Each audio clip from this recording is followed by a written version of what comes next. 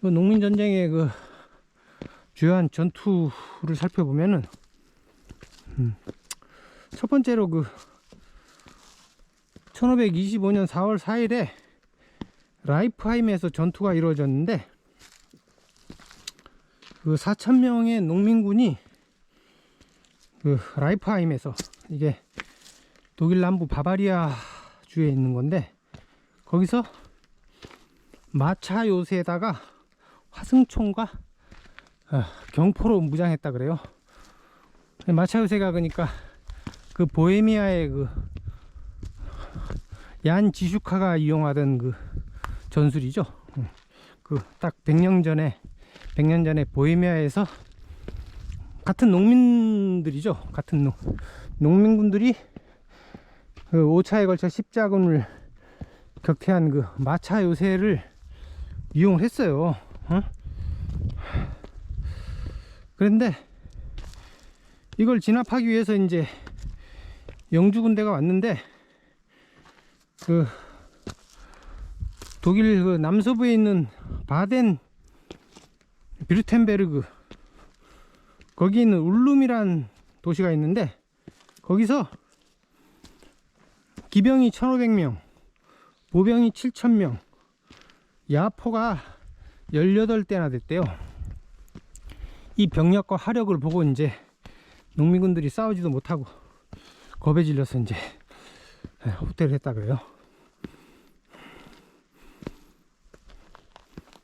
그 농민군이 첫 승리를 거둔 게 그 와인스버그 성을 함락을 했어요. 그래서 야곱 로흐바흐라는 사람의 지휘 아래 그 바덴 비르텐베르그 주에 그 네카르 계곡이라는 데가 있는데, 거기서 많은 농민들이 그 반란을 일으켜 가지고 그 와인스버그 성을 공략해 가지고 함락했어요. 그래 가지고 거기서 사로잡은 70명의 귀족을 그 창으로 서로 결투를 벌이게 해가지고 죽였다 그래요. 이게 이제 그 당시에 그 용병으로 많이 쓰이던 그 란츠크네이트란 그 용병들이 자주 쓰던 그 처형 방식이라 그래요. 그리고 이제 와인스버그 성을 불태우고, 이걸 보고 이제 루터가 분노했다 그래요. 루터는 그 농민군들이 사로잡혀 가지고 그 똑같은 창결투로 죽이는 거는 괜찮고, 귀족들이 결투로 서로 죽이는 거는 또 분노하고, 아주 그 분노가 그때그때 달라져요.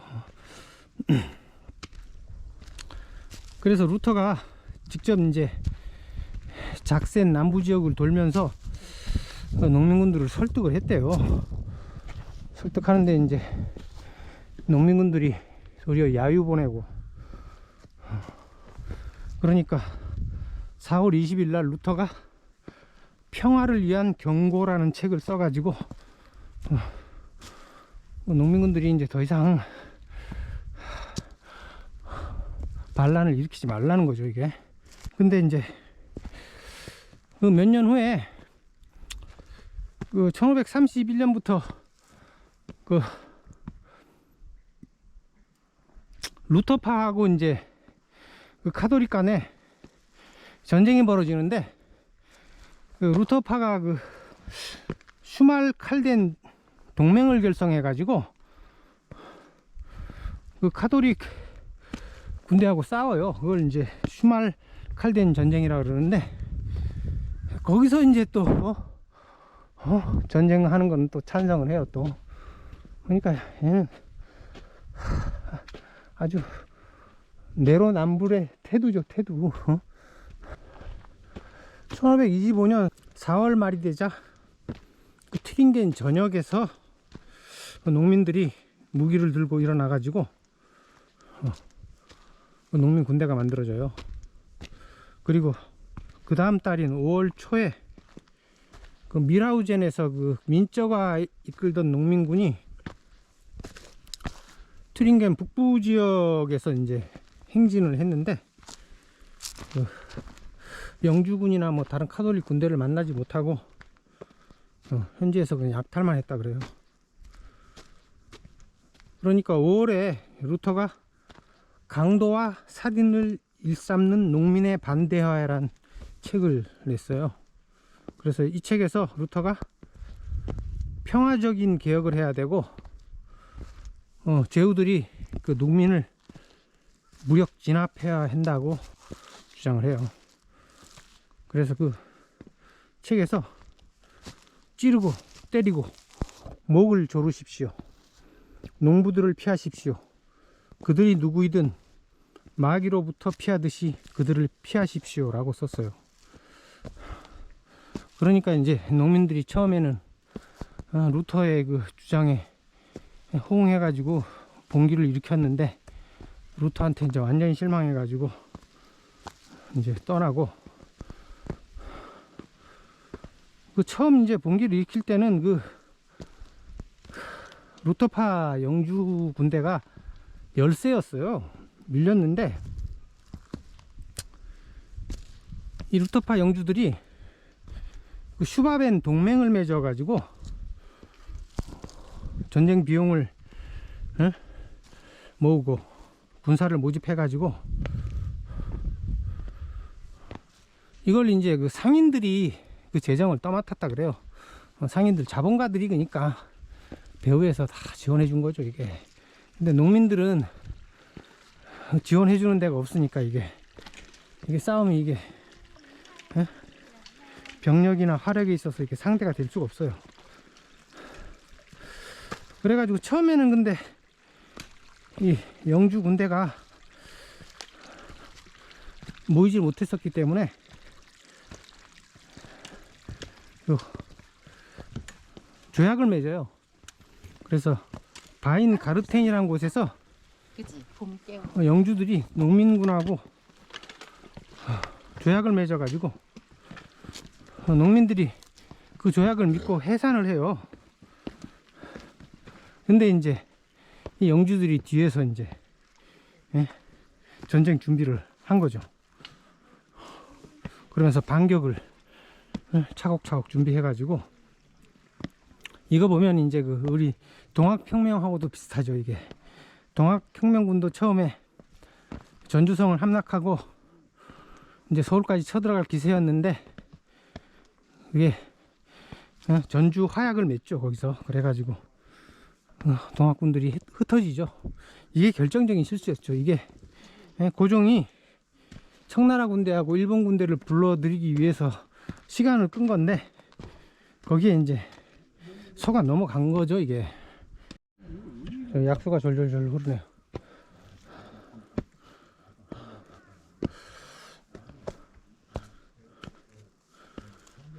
이 농민들이 그러니까 바인 가르텐 조약을 믿고 해산해버리고 농민군들 사이에 이렇게 단합이 일어나지 않고 이렇게 따로따로 다 흩어져 가지고,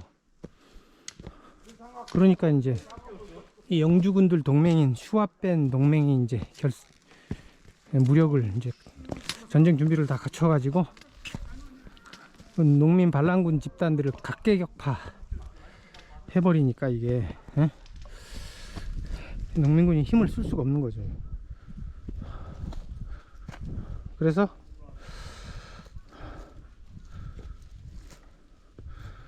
그 5월 10일 날 이제 민쩌도 그 밀하우젠에서 그 300명을 이끌고 프랑켄하우젠으로 원정을 가죠. 무리한 원정이었는데 이게 거기에 이제 그 하이니 파이퍼는 무리하다고 생각하고 같이 안 와요. 같이 안 가고 대부분은 밀하우젠에 남았던 것 같은데 300명만 이끌고 민처가 이제 프랑켄하우젠으로 가요. 가서 이제 현지에 있던 농민군 6천하고 합류해 가지고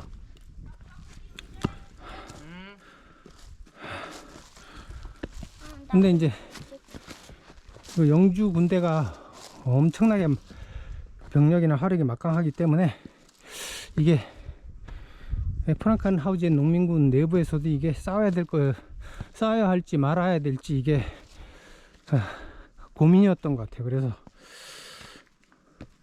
거기에 대해서 내부에서 갈등을 겪다가 결국 합의를 못 이루고 휴전하려고 이제 철수를 해요. 마차요새로 철수를 해버리고, 그 틈에 이제 루터파 영주군들이 접근을 해요. 접근을 해가지고 이 루터파 영주군이 그 헤세주, 작센주, 브란슈바이크주 그 연합군이 그 병력이 얼마나 됐냐면, 헤세의 경우에 그 기병이 2만이나 되고 보병이 15,000원이나 됐어요. 이거 하나도 이제 상대가 안 되는데, 거기다 브란슈바이크에서 기병 600, 보병 4,000, 그 다음에 작센에서 기병 900과 보병이 또 대군 숫자는 기록이 안 돼 있는데 보병이 상당히 많았다 그래요. 그리고 에리 공작이 300명을 데리고 와가지고 뭐 전체 병력이 얼핏 잡아도 5만 정도 돼 보이죠. 4만 넘어 보이죠. 4만. 거기다 대포가 또 엄청났겠죠. 그래가지고 이 루터파 영주 군대가 포격을 하기 시작하자 바로 그 프랑큰하우젠의 농민들은 다 뿔뿔이 도망가기 시작했대요. 그래서 대포 화력이 뭐 병력 투입하기도 전에 대포로 이미 초반에 뭐 끝장이 난 거죠. 이게 그때 그 대포 화력이라는 게 엄청난 거죠. 그래서 민초도 같이 도망가 가지고 프랑켄하우젠 성 안으로 들어가서 민가에 들어가서 우통을 벗고 침대에 누웠다가 그 영주 군대한테 사로잡혔어요. 뭐 일부러 사로잡히거나 죽을 필요가 없죠. 후위를 도모할 수도 있는 거니까 이게 여기에 대해서 민초를 비난만 할 수는 없는 것 같고, 그 다음에 이제 영주군이 5월 25일 날 밀하우젠으로 쳐들어가 가지고, 밀하우젠은 뭐 상대가 안 되죠. 상대가 안 돼. 거기도 몇천 밖에 없는데, 그래서 항복하고 5월 27일 날 민초가 처형을 당해요.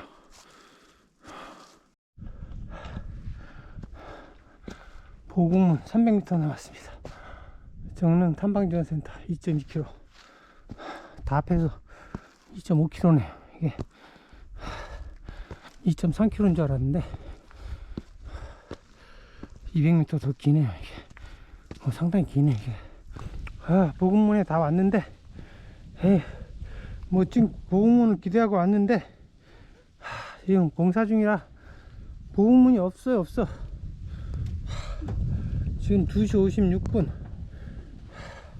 그래도 3시 전에는 도착했는데 중간에 점심 먹을 때 시간을 너무 소모해 가지고 너무 늦게 도착했네요. 또 대동문 쪽으로 올라가려면 또 오르막길, 계단길이 더 올라가야 되네요.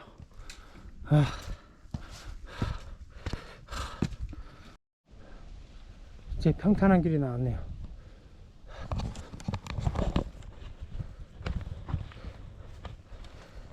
왼발로 갑니다. 민초가 이제 처형 당하기 전에 온갖 고문을 받으면서 이제 농민군 잔당에 대한 정보를 뱉어낼 것을 강요받았지만 민초는 끝끝내 버티고 결국 말하지 않았다 그래요. 그래서 참수형에 처해지고 그 시체는 내도막으로 잘렸다 그래요. 그리고 머리는 몇 년 동안이나 전시되고, 이 농민군 중에 최대 세력이, 최대로 이제 농민군이 모인 전투가 프라이부르크 전투인데, 이것도 이제 바덴 비텐베르그주에 있는 도시인데, 여기서 농민군이 18,000이나 모였다 그래요. 그걸 이제 한스 뮬러가 이끌었고, 그 프라이부르크 성을 점령했어요. 점령했는데 그게 이제 5월 23일이고 6월 4일 날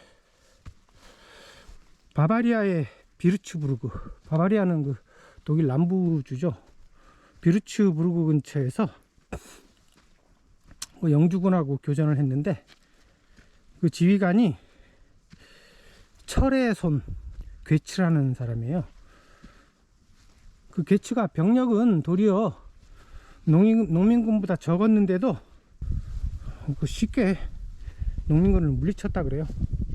그래서 약 2시간 동안 그 8,000명 이상의 농민군이 전사했고, 그리고 그 7월 1일 날 클레트가우에서 열린 그 그리센 전투에서 또 참패했다 그래요. 그래가지고 뭐 이런저런 그 전투가 많이 벌어졌었는데 다 모두 참패당하고 9월까지 모든 전투가 다 마무리되고 그 처벌이 끝났다 그래요. 그래가지고 그 농민군이 전체 규모로는 엄청났지만 그 영주군이 엄청난 화력이, 그 자본에 뒷받침 되었기 때문에 엄청난 화력을 가지고 있어 가지고 병력이 더 많았어도 그 상대가 안 되는 싸움이었던 것 같아요. 여기 밑에 성 위치인데,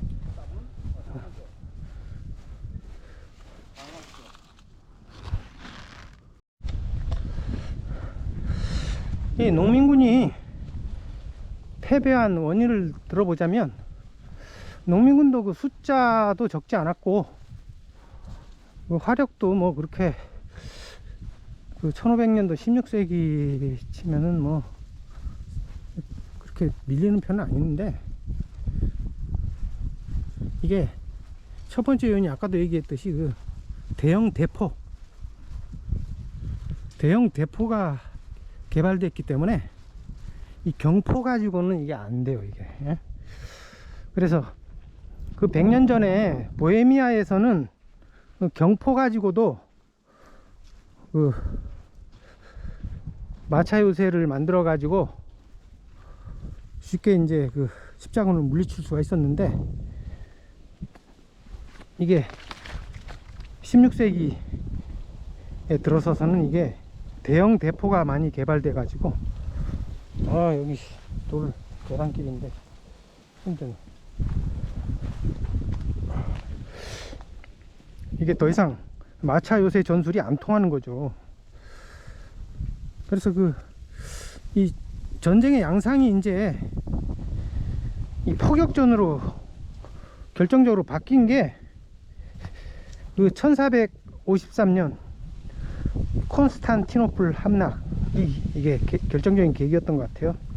이 콘스탄티노플 성이 이게 1000년 동안 함락되지 않는 성인데, 그 당시에 그 헝가리 사람 우르반이 그 대형 대포 10m짜리 그 대포를 개발함으로써 그 콘스탄티노플 성이 이제 함락되면서 더 이상 이게 공성전이 무의미하게 됐어요. 성으로 이렇게 지킨다는 게 무의미하게 돼 버렸어요. 그래서 그 민처가 이끈 그 프랑켄하우젠 전투 같은 경우도 농민군 6천이 수비했으면은 이게 그 10배까지 그 기존의 공성전이라면 10배 병력까지 견딜 수가 있어요. 그러니까 6천이면 6만까지 버틸 수가 있어요.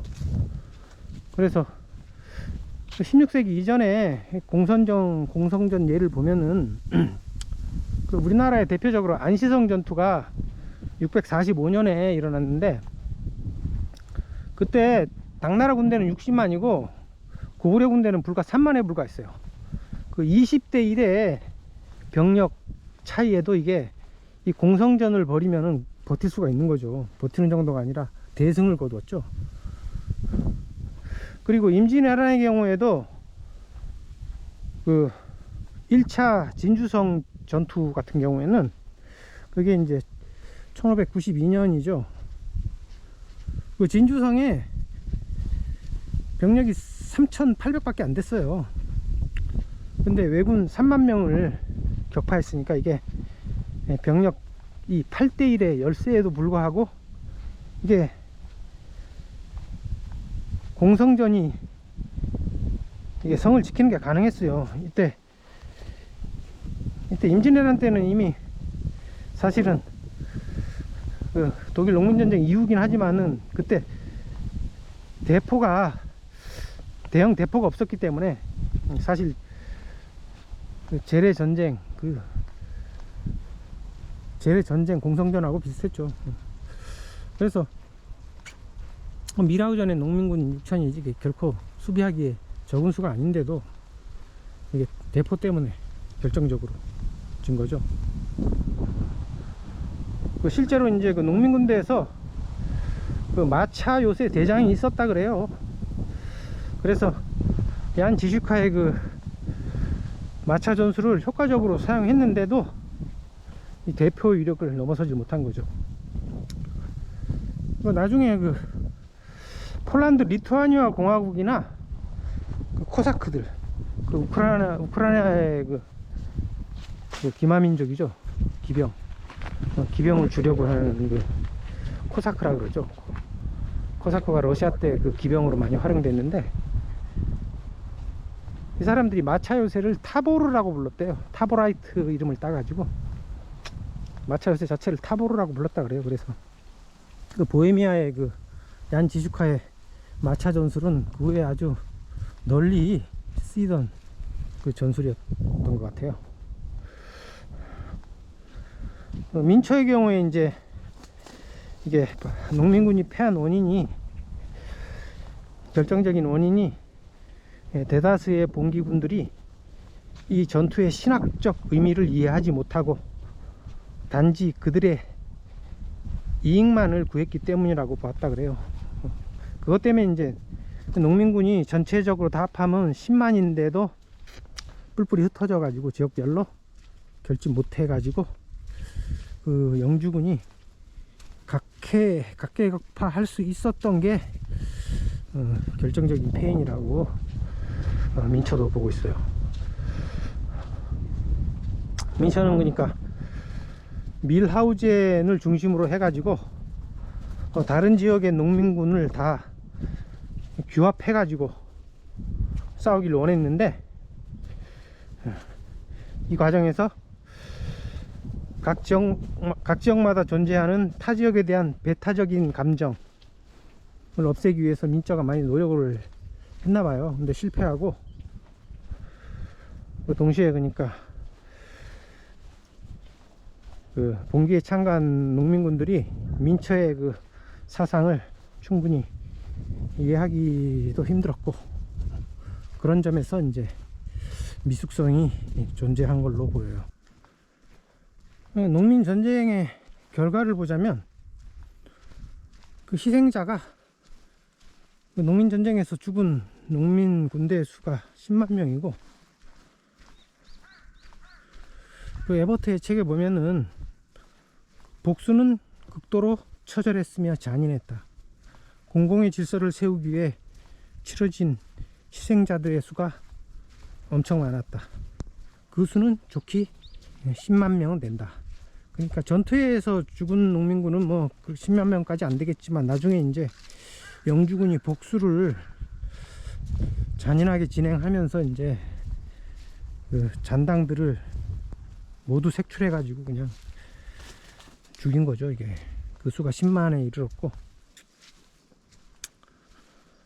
보다 나은 생활 조건에 대한 요구와 새로운 사회 질서에 대한 희망은 부르주아와 영주들의 경제적, 군사적 힘에 의해 여지없이 깨지고 말았다. 그래서 이 지금도 독일 남부 지방은 카톨릭이 많대요.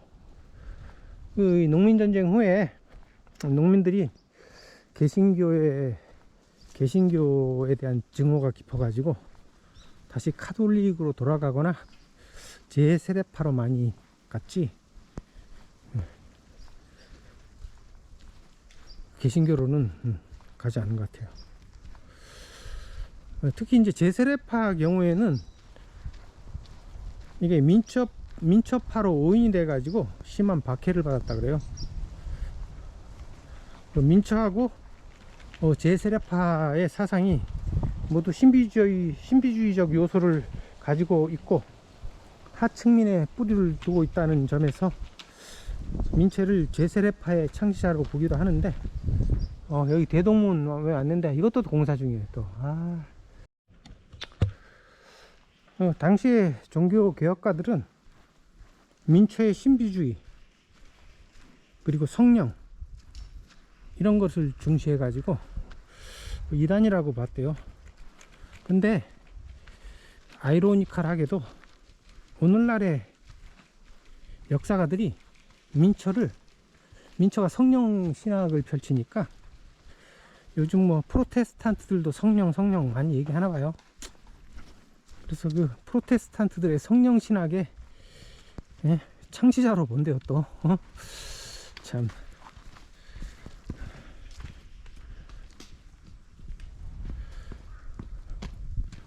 그리고 그 루터파 내에서도 그 루터의 그 신학은 너무 무미건조한 것으로 보고 비판을 받았다 그래요. 여기서도 이제 루터파나 프로테스탄트들이나 결국 민초가 승리한 거죠.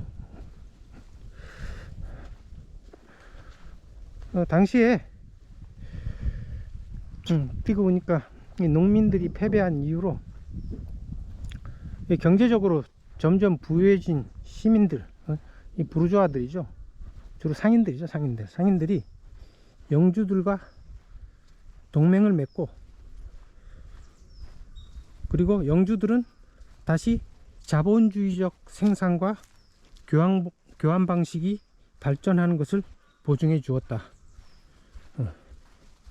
이렇게 영주와 그 자본가 간에 야합이 있었기 때문에 이게 더 결정적인 원인이죠. 이게 대포보다는 그 자본가들의 그 재정적인 지원이 결정적이라고 봐요. 그래서 그 결과로 그 자본주의가 형성되면서 사회적 삶의 관계에 물질화와 합리화가 일어나고 자본주의 정신이 경제와 법과 정치를 규정하게 되었다. 그러나 독일에서 시민사회의 이데올로기적 요소들이 발전하지 못하게 하는 결과를 빚었다고 봐요.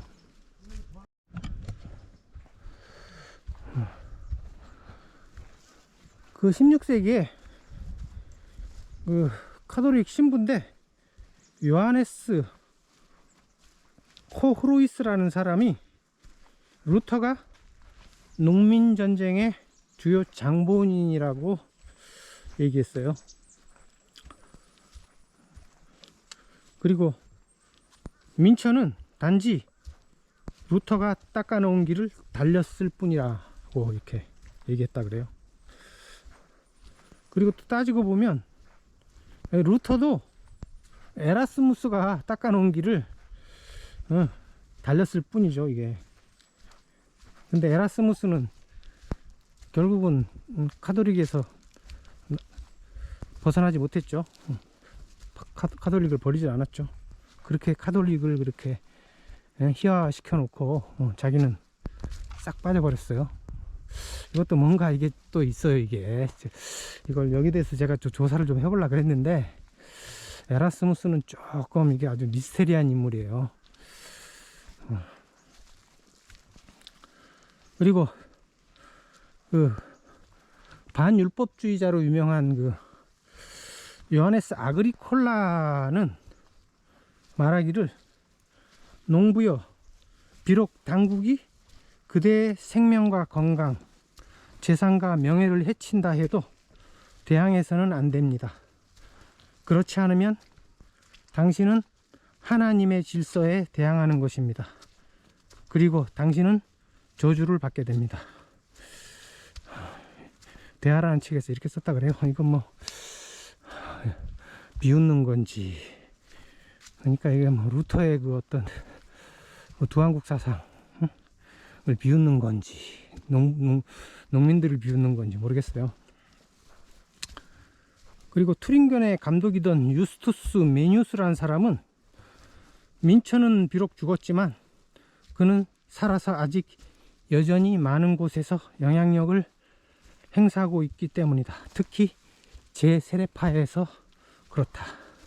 그러니까 제세례파에, 그러니까 민초의 사상이 그대로 남아있고, 그리고 지금도 뭐 성령주의라든지 그 성령신학에서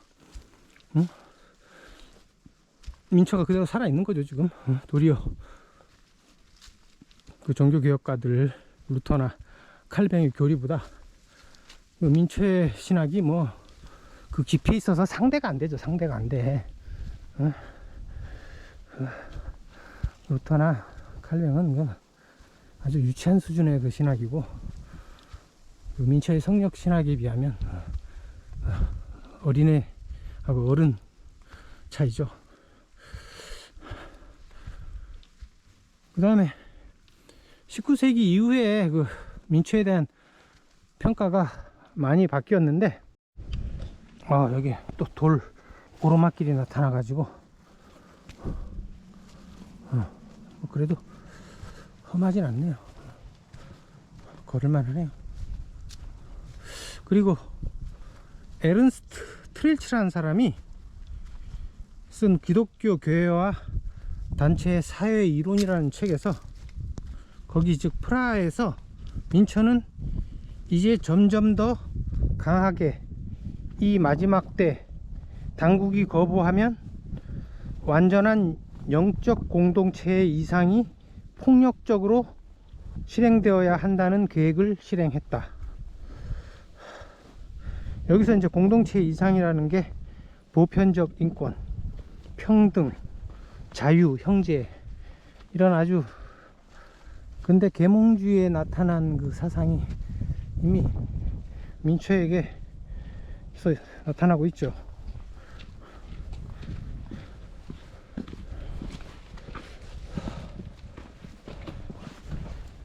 이것이 청교도주의에 의해 앵글로색슨 국가들에서 합법화된 것은 우연이 아니다, 이렇게 썼어요. 1945년 이후에 민초를 종교개혁의 고유한 한 줄기로 인정을 했어요. 그래서 여기서 급진적인 종교개혁파 중에 이제 제세례파, 심령주의자, 반삼위일체론자 등이 있는데, 급진적 종교개혁으로 민초를 인정한 거죠. 그리고 민초의 초상은 그 동독의 그 오마르크 집회에 있었대요. 지금은 없죠. 그 다음에 동독영화의 그 1956년에 만든 동독영화 토마스 민쩌가 있대요. 이걸 보면 이제 결국 민쩌의 사상이 루터보다 훨씬 더 현대에는 더 우세하죠. 그래서 당대에는 민쩌는 사형당하고 비참하게 목이 잘리우고 루터가 승리한 것 같지만 결국은 민초가 승리한 거죠. 그래서 민초가 말했듯이 이 진정한 종교개혁은 사회개혁이죠. 이게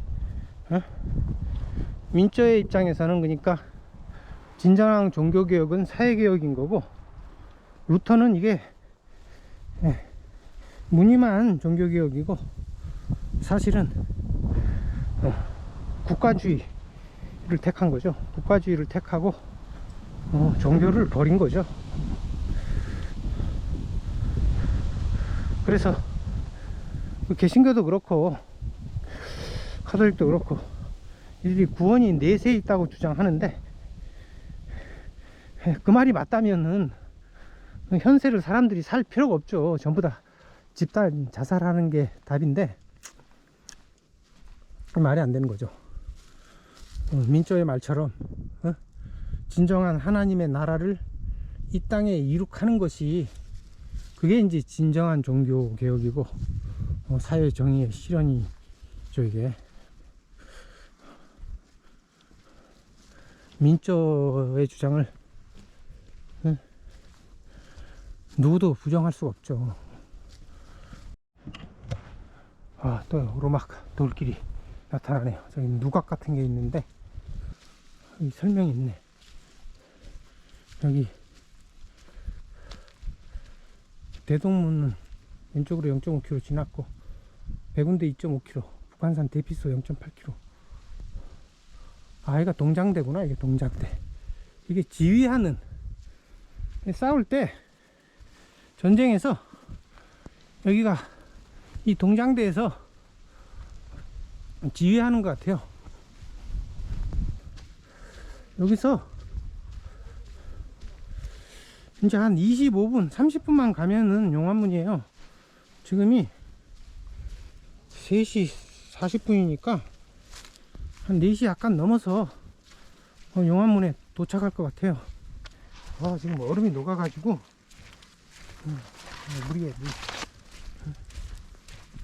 물이 막 낙엽이 물에 젖었어요. 지금까지 이제 독일 농민 전쟁을 중심으로 민초의 그 행적과 그 사상에 대해서 쭉 알아봤는데, 가장 두드러지는 게 민초가 고난받는 인간으로서 그리스도를 본받으려 했다는 거, 그런 점이 가장 인상적이에요.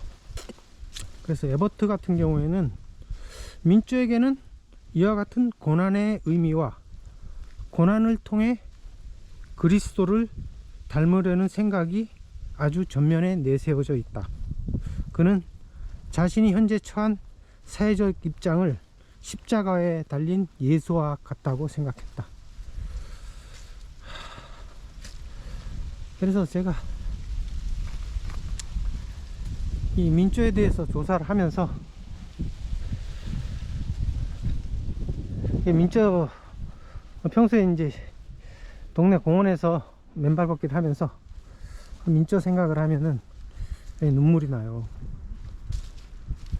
민초가 처형을 당할 때, 그때 민초의 나이가 불과 35, 36. 예수하고 아주 비슷한 나이에요. 민초가 한창 나이에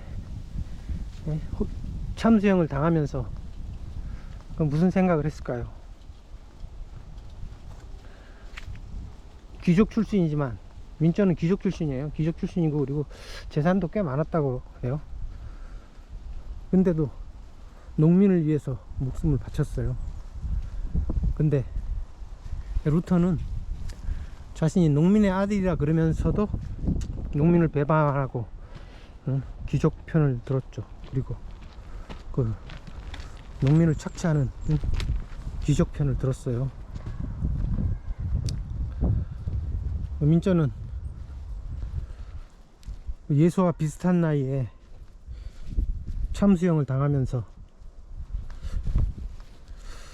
아마 하늘이 내린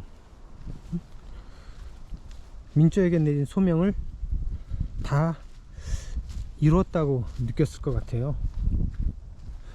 마치 예수가 십자가에 매달려서 모두 다 이루었다고 얘기했던 것처럼 그 민초가 참수형을 당하는 그 고통스러운 순간이 제가 보기엔 가장 민초에게, 그리고 어느 인간에 비해서도 가장 충실한 시간이었을 것이고, 그러니까 민초가 그 하나님이 명령한 그의 소명을 다하고 참수형을 당할 때가 가장 그 충실한 시간이 아니었을까, 그에게. 그 순간이, 그럴 때 그 순간이 영원이 된다고 봐요, 저는. 그리고 그때 인간은 영원 불멸의 존재가 되고, 영원 불멸의 존재가 되기 때문에 신이 되는 것이죠. 신이 된다는 것이 이 전지전능한 존재가 되는 것이 아니라 그 인류 모두에게 이로움을 줌으로써 그 세세손손 역사를 통틀어 잊혀지지 않는 아름다운 존재가 되는 것이고, 그것이야말로 진정한 은혜이고 불멸의 존재이죠. 예수가 그의 소명을 다하고 인간이 신이 될 수 있다는 예를 보여줬죠. 그리고 민초도 예수를 따라서 그의 소명을 다하고 신이 되었다고 봐요. 예수는 이스라엘에서만 있었던 것이 아니라 이렇게 하늘이 내린, 하나님이 명령한 그의 소명을 다한 사람들은 다 예수가 되었고 불멸의 존재가 되었고 신이 되었다고 저는 생각합니다. 그러나 그 프로테스탄트 윤리에서 말하는 그 직업 의식으로서의 그 소명, 이거는 정반대죠. 이거는 이게 하나님이 명령한 소명이 아니고, 그 반대로 그것을 거역하여 노예의 길로 가는 것이죠. 이것의 목적은 인간을 노예화해 가지고 그 세상에 종말을 가져오는 게 그 목적이라고 봐요. 세상에 종말을 가져오는 것이 그 숨겨진 의도가 아닌가. 민초는 이런 점에서 다른 종교 개혁가들과 극에서 극을 달리는 극점을 형성하는 사람이라고 봅니다. 여기 이제 마무리하니까 드디어 용암문이 보이네요. 용암문에 도착했어요. 지금 시간이 4시 21분. 이제 내려갑니다. 신발 신고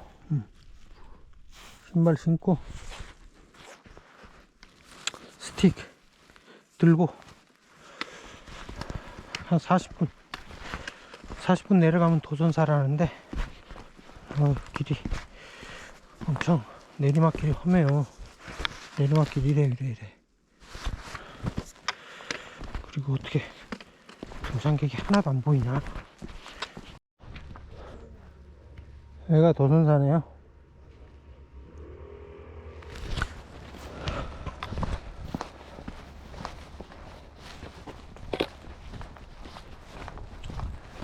시각이 5시 13분.